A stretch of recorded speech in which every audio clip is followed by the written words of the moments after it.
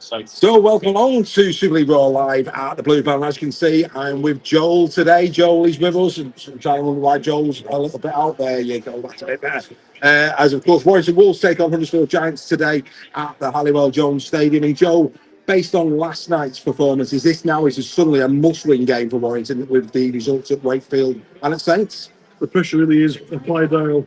I think what you're going to find is that you're going to need to really put the pressure on a squad like us who are looking to ramp up with a bit of enthusiasm, a bit of confidence rolling into this week.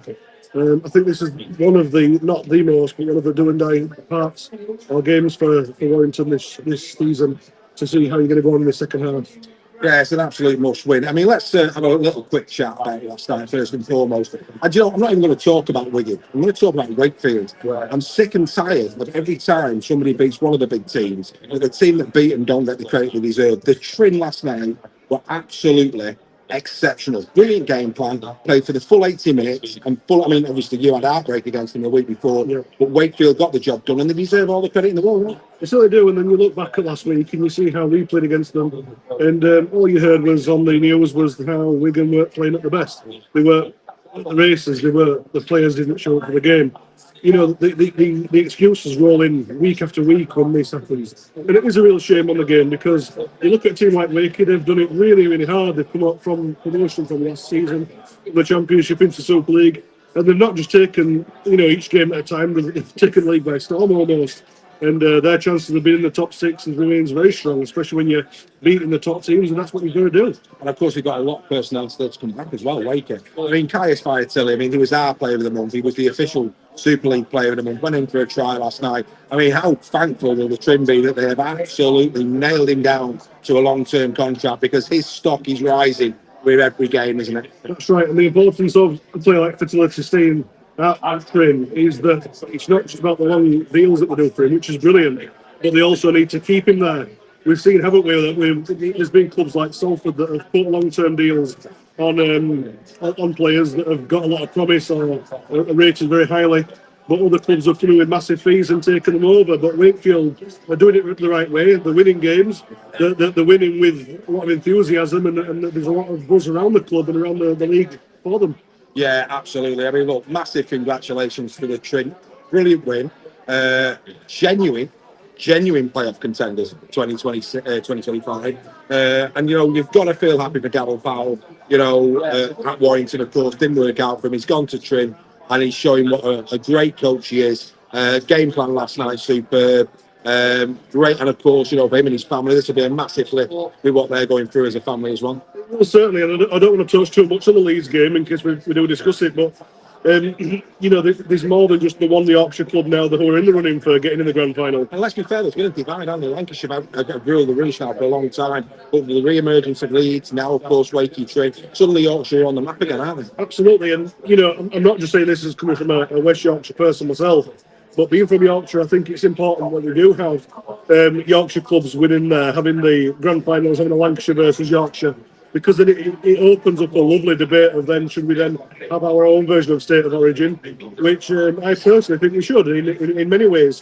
So if we can have a Lancashire-Yorkshire final on a consecutive basis, that would be quite impressive.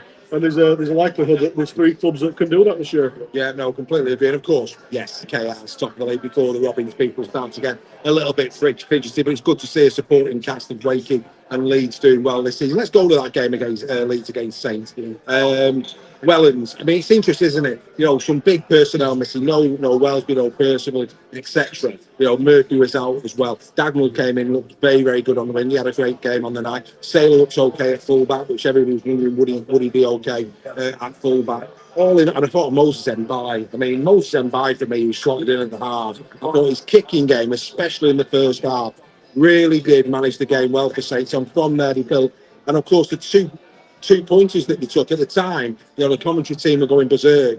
Paul Wellens knew, get ahead on the scoreboard, get in their heads. And yet again, it just goes to show in a rugby league game, if there's points on offer, easy points on offer, take them, because that played a massive part in Saints winning that game. It really did. And you look at the players like names just mentioned at Moses Mbai, you know, when he was first signed at Saints, you're kind of wondering to yourself, is he going to fit into Super League? Is he going to do things that Saints expect him to do? And he obviously clearly did.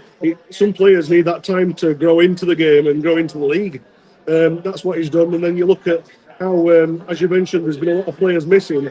The question then is, can Saints keep up this? Have they still got that championship quality squad? Clearly they do. And they're winning games where you would think, and most of us predicted that they wouldn't have won, possibly against a very good quality side that's in Leeds. But you see now how Saints are rolling with the punches, and they are getting through the struggling times. If they can make a bid for the season to be in the top six, with the struggles that they've had this season, and looking how they played last night, even with Siller at fullback, because as we've known in the previous part of the season, Siller's not been the best at fullback, but we have seen him the best at wing.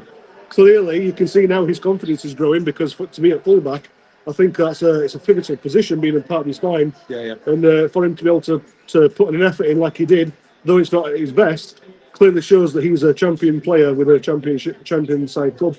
Earlier in the season, Paul Wellens for me was showing perhaps a bit too much loyalty in terms of his season pros.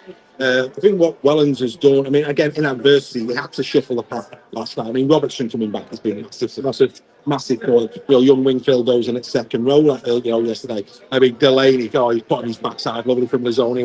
That was a moment of quality there from Sammy boy. We like a bit of that, don't we? Back to Wellens though. I mean, what this does to me, Wellens, it really should be making him take a step back and think, these lads that are coming in, who are at the start of their career, passion, drive, everything about them, they're not letting them down. When obviously Wells been walked back in, we know that. But, when, Whitby, case in point this year, has come in and he was cemented down the space. What it shows is that the underbelly of Saints is strong, and actually, Paul Wellens shouldn't really doubt their pedigree in terms of, look, if these seasoned pros are not performing, he needs to start putting these kids in, because every time they've been given the opportunity. I thought no, Stevens was decent as well last night. They're not letting him down, and they're having a little bit of bite, aren't they? They are, and this creates the best probable position for thank you. There's so much noise going on here. It does take you off track. Yeah, when you look at Saints now, he's really got a big task at hand, where he's got to choose when these players start coming back. Who does he pick? And that's a great problem to have. We know this. We've seen this in many years.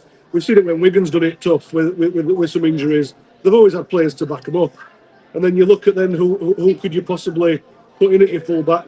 Who are you going to put in your half? So your spine is so important. We've seen that so many times this season. But clearly, with the players that they're playing now and giving the youngsters a chance, Noah Stevens, as you mentioned, very great season. I think they always say, don't they, your chance always comes from somebody else's downfall.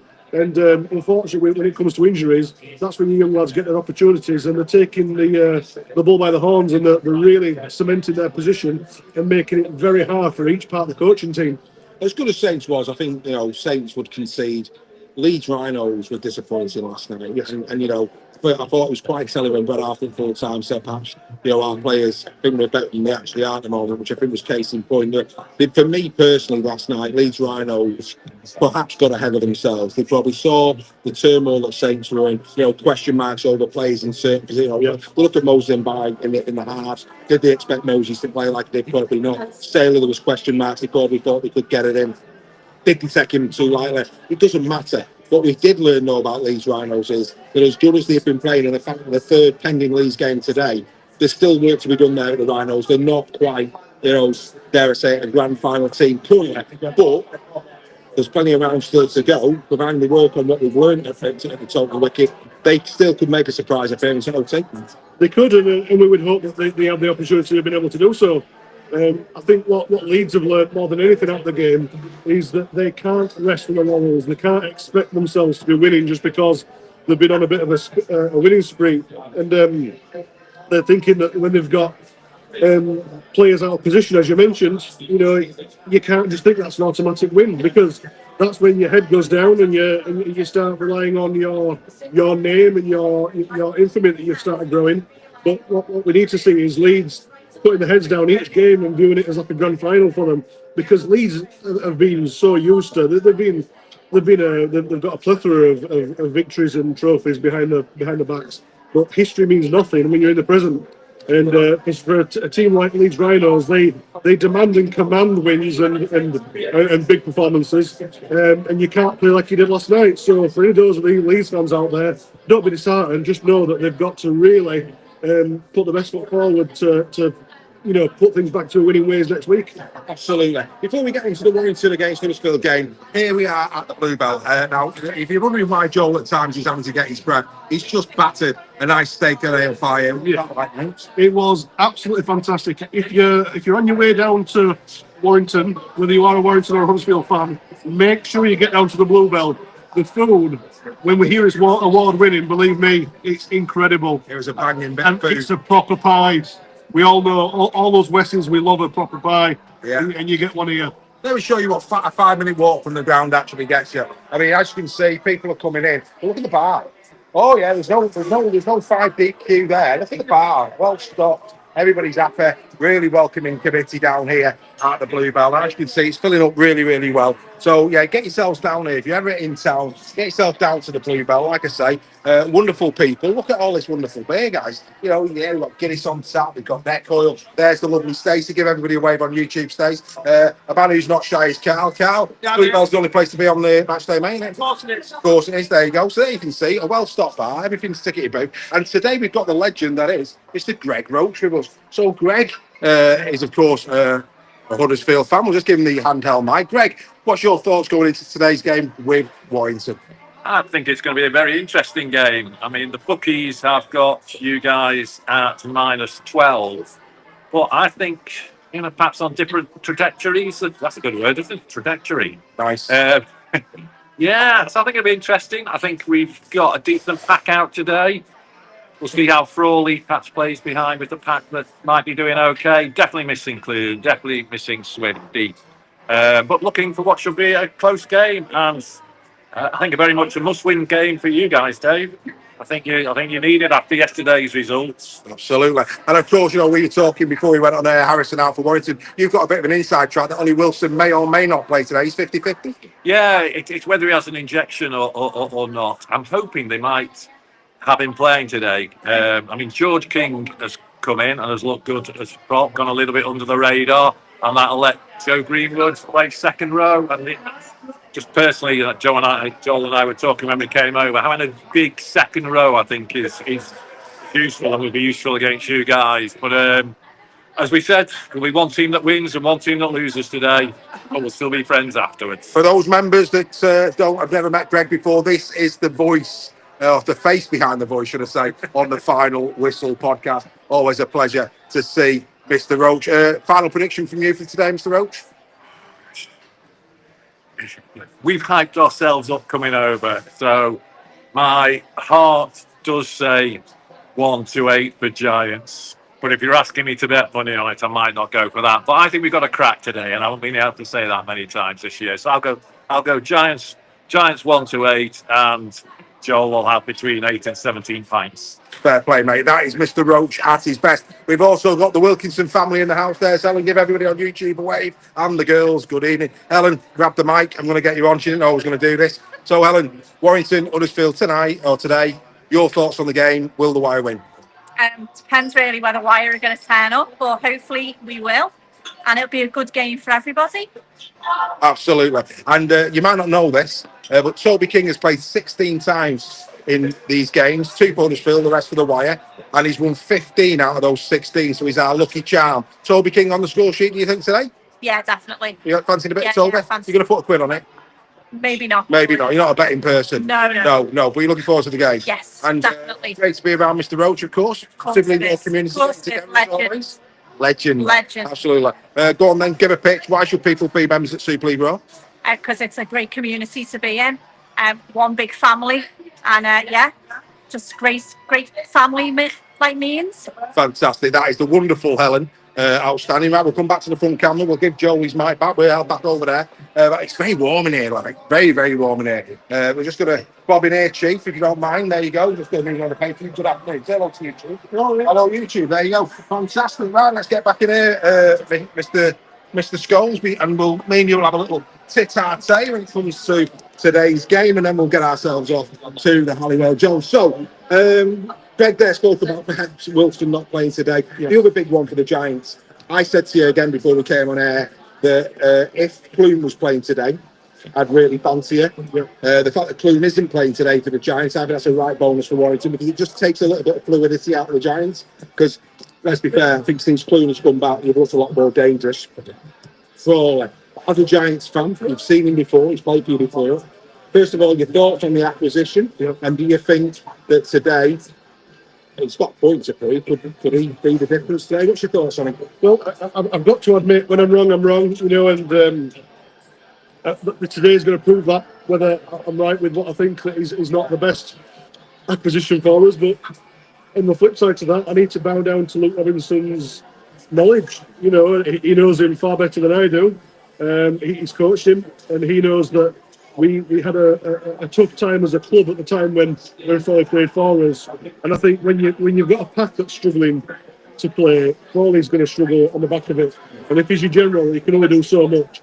So I am really hoping that we can, use his strengths to our abilities and really, have him be able to put a platform on for Tui, so he can play his game and not have to worry about too much generalising the team. I think with Frawley, today is going to be definitely a bit of an acid test. It's not going to be the end all and be all because it's his first game back. But being as good friends with Zach Wilford that he is, I think that can only be of a benefit and a good thing for Huddersfield. But having said that, with Adam Clune being out, I spoke to Baz before the game just a few minutes ago, and he reckons Wire's going to win 1-8, but that could have possibly been. If you don't know that we are in a pub and we're having to go in a moment, and we've just got a pine ball, so we've got to sort that very quickly. You've still got a full one there. Yeah, anyway, not to worry. Get it down. Anyway, as Joe's taking a sip of that, Warrington, of course, no Harrison today. That's a massive blow for Warrington Wolves. On the captain's run, I said, I think Mark Steed today for Warrington is critical. His game management, his kicking game today, it's very, very hot in Warrington, very muggy indeed. So, if he can turn around the pack of the Huddersfield Giants, get them running, get them working, that could be very, very important to Warrington. Of course, Sam Stone, I think he brings a lot of defensive quality to the edge. Be interested to see how he goes on debut for the Warrington Wolves today. And I'm really pleased that Jake Fewless is going to get another look in today. The teams haven't been released yet, but I take it as read. Jake Fewless will play today for the Warrington Wolves. Played very well against Ryan Hall, against Leeds Rhinos, if you remember. He had a really good turf against him. It's very warm there, folks. Very warm. And I'd like to say he is digesting a steak and ale pie. But yeah, bottom line is this now is a must-win game for the Warrington Wolves. They have to win this today. It's gone from a tight game whereby it could go either way to a game at Warrington. It still could go either way. Warrington can't lose this. If they lose this today, I'm declaring right now, I don't think Warrington made the playoffs. That's how big this game is with that Waking Saints result. Unfortunately, you might have a point there, Dave. It's not the end of the world if you lose, but what it does do is, unfortunately, it puts a real onus on the club to make sure they start picking up some wins. But the problem is, if you can lose to a side like Huddersfield, not saying that we are going to win this game, but if you do lose to a side like Huddersfield who are in current form with another major injury blowout again, it becomes a real issue, and then you start to think, have they got the minerals in them to keep going? But as we saw at Wembley, I saw firsthand myself that it was a fantastic performance by Warrington. Results aside, they ran KR very close the whole way through and had the opportunity of winning the game. So if they come with that kind of guile, there's every chance that there could be a big win on the cards for you guys at Warrington to beat us today. But you're going to have a very stern defence. That's one thing that Frawley brings us, is a good defending side. He's a big half. So I'm hoping that can help. But yeah, having the likes of Clune out and possibly Ollie Wilson out, that's going to be the two deciding factors. Yeah, I think Wilson's a big blow. Well, there you go. Yet again, Super League Raw doing it for you here on Match Day. We've had a quick chat about the Wakey game. We've had a little chat as well again, the Saints game. Massive congratulations to Robin, who was superb yet again against the Castleford Tigers. This today's must-watch fair. Get yourself, I think Sky Sports Plus, isn't it? It's on the red button. Make sure you're watching Warrington against Huddersfield. I think it's going to be a barnstorming game on a Saturday afternoon at 3 o'clock. I did a post there on our website about rugby league players being the pinnacle athletes in rugby league. If you've not read that, get over to our website. We are going to see 17, actually no, 34 for 17 on each side. Gladiators taking the field for our enjoyment this afternoon here at Warrington. We cannot wait for the action to start. Make sure you catch that. Make sure you catch Catalan against the Lee Leopards a little bit later on. Oh, another live at the Bluebell. Enjoy your rugby league, ladies and gentlemen. From Joel and myself, we will see you very, very soon. Bye for now.